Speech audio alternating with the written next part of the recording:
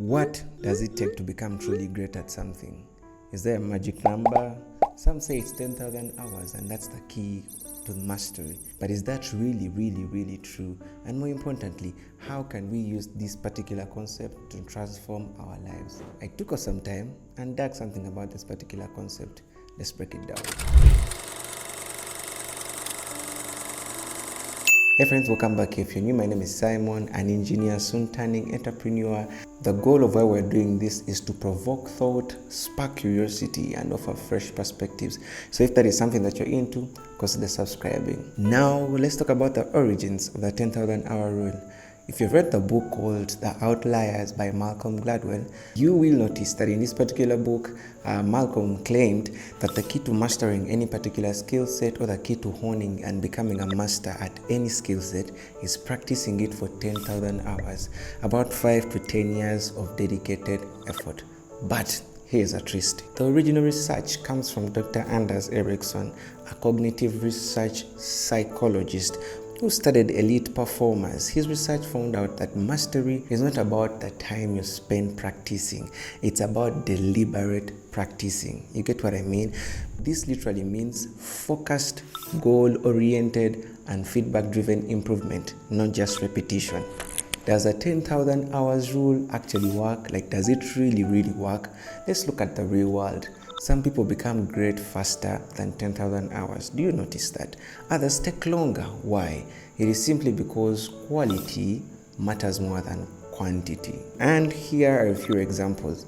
Mozart started composing at the age of 5, but his best works came in his late 20s after the years of intense practice. Kobe Bryant, one of the famous basketball players, legends, God bless his soul. He started practicing basketball relentlessly, but he did not just shoot randomly. He structured training sessions. Does that make sense? Elon Musk, the richest man on the planet, did not just read about rockets for fun. No. He actively solved engineering problems, applying his knowledge. Is there a takeaway? I think there is. Mastery isn't just about hitting a number. It's about how you practice. Now here is the fun part. What is it in for you? How can young people, or how can you and I use this particular rule to better ourselves, to master our particular skill sets in whatever first realm of life? You do not have to be a genius. You just need a particular strategy.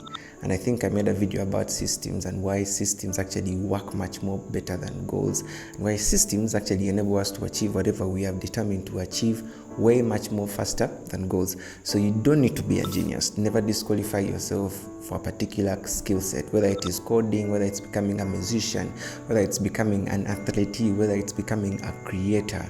First of all, you need to understand all those people that are doing those things, they are not geniuses, but they have a strategy. And here is how we can actually use this particular principle to level up in any industry. Number 1, find your craft. Whether it's coding, be it in design, whether it's music, whether it is sports, whether it is business, pick something that really excites you. Point number 2, deliberate practice. Break down skills into smaller parts and improve them systematically. And I think this particular video will be very much helpful. Point number 3, get feedback. And I mean constructive feedback. Work with a mentor, work with a coach, work with an online community to refine your particular skill sets. You get what I mean? It is very much important to have people that have gone before you, and it is very much important to actually receive feedback from those people, because that is how you improve. So it's not about just logging hours, because it is very much possible to actually have 10,000 hours of a particular skill set, but you've been mastering it the wrong way. Point number 4 that is very important, we need to be consistent. Even 2 to 3 hours a day adds up over the years, the compounding effect. Point number 5, embrace failure. Or you need to understand and look at failure from a very different perspective. Every expert was once a beginner. I want to let us know that mistakes are stepping stones to greatness. So it is very much important that you understand how you're supposed to interpret failure. It shouldn't be a setback, but rather it should be a stepping stone for us to actually get to levels of mastery in that particular skill set. Does a 10,000 hour rule or this particular mindset work in any industry? The answer is a yes. Tech and coding, or technology and coding. I want to let us know that developers that build projects daily, on a daily basis, bit by bit, they later become world-class problem solvers. In entrepreneurship, founders who experiment and learn from failures eventually do succeed.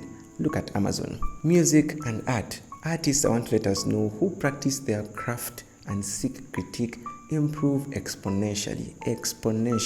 Sports and fitness. Take a look at Haaland, take a look at Messi, take a look at Cristiano Ronaldo.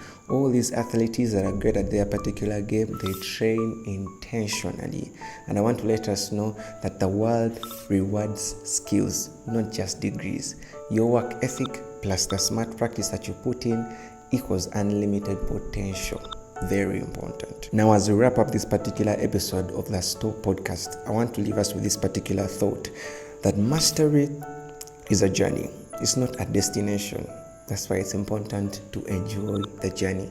Whether it takes 10,000 hours or 5,000 hours, the key is intentional effort. I want to let us know that you can actually start today and be consistent, and then you will be amazed at what's possible. There is a particular video that one of my mentors actually released. I think I'll pop it up here. And she was actually talking about how improving 1% faster of how she did things, of how she responded to emails, of how she communicated, of how she took clients' work, of how she reached out to potential clients or collaborations, and how that 1% over the year achieved her so great a success. So I want to let us know that it is being consistent and starting with those small things that is going to amaze us at the latter end. I want to let us know that everything that we do today does compound to something greater over time. God bless you. Simon speaking, the African way of things that actually do matter. If this particular concept actually does matter to you, give this video a like, give this particular episode a review, comment something down below. Let us know what you're thinking about this particular concept, and we shall surely see you in the next one. Peace.